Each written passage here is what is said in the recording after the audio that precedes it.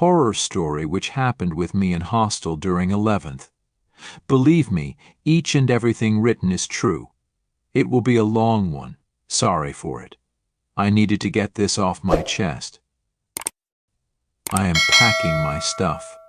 My mom and dad were in my hostel room with a hint of dejection on their face. Dejection because I was leaving the hostel and my institute just after 15 days of commencement of offline classes. There was a silence in the room but storm inside me which I couldn't share with anybody. What happened? Affiliated hostels. We visit the first one and hated it because it was very contested, not even a single window in room, and that too with shared bathrooms. So I took the call and asked parents to see other option, and we liked it. But little did I know that this place was going to be like deep dark abyss. Abyss at which when you look it feels it's looking back to you. The first day went into settling my stuff, so it was normal, but the night held something else. I got a room at the far end of the floor.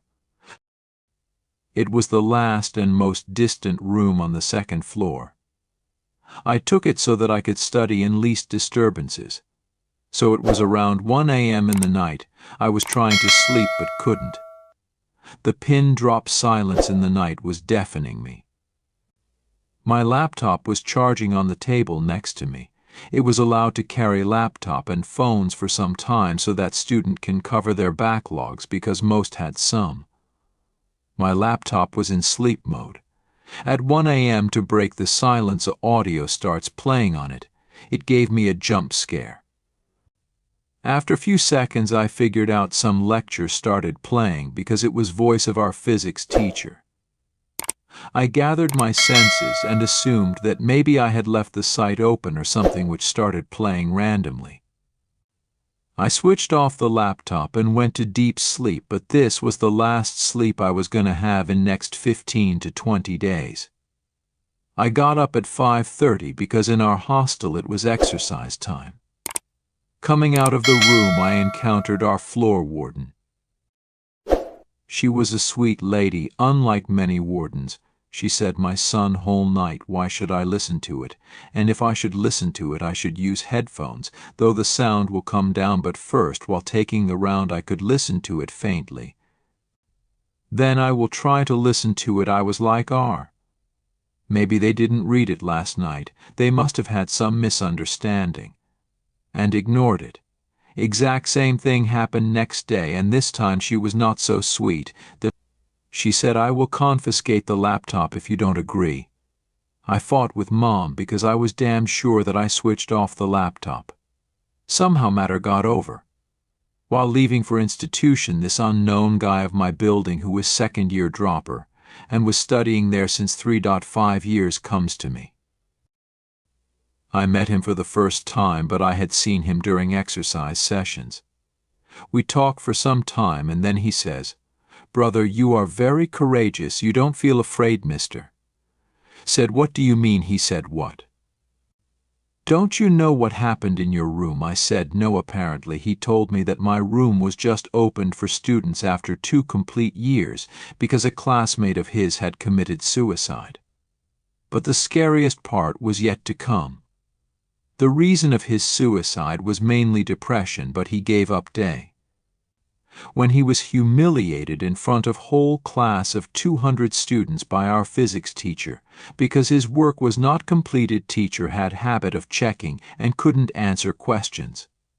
A bahi meri jogan fati ki bahi pichli rat USC physics teacher kahai to lecture randomly chal jia the or warden by tu din say complain kar rai thai. But I could not leave the room due to financial issues, and moreover warden was also not agreeing to change. The coming nights were haunting. I couldn't sleep. Every crick from Almira, every knocking sound on walls, and from under the bed was a newer to heart attack moment for me. But the shit broke when the 5th night at 2 a.m. I heard the loudest bang on the door of the external bathroom, which was beside my room, and I only had access to it. It was so loud that Warden came running and I was again scolded. But I found a solution to it. I am a believer, so I thought from now on I will play mild prayers on my phone while sleeping which don't go outside my own room. Believe it or not, I did it and nothing happened for next few days. But at 14th night there, while I was sleeping, I don't know why, but I woke up and to my horror no prayers were playing. My head was inside the blanket, but my eyes were wide open now. I thought maybe battery fished. While thinking this, suddenly I heard a loud sound of something crashing against the wall at the edge of the room. I came out of the blanket, and as I was sleeping with lights on, I immediately noticed that my phone was there at the edge of the room, and that too a complete diagonal away from the place it was actually kept. All this while I said nothing to parents, thinking that ki shayad kuch logic ho, but after this I was like, fuck it, man. In complete horror I ran to Warden and took her phone to call my parents. I urged them to take me back, and seeing fear in my voice they agreed to come in the morning. I didn't go back to room and spent night on the chair beside Night Warden's desk with my eyes fixed in the direction of my room. I never told this to my parents, and I never will.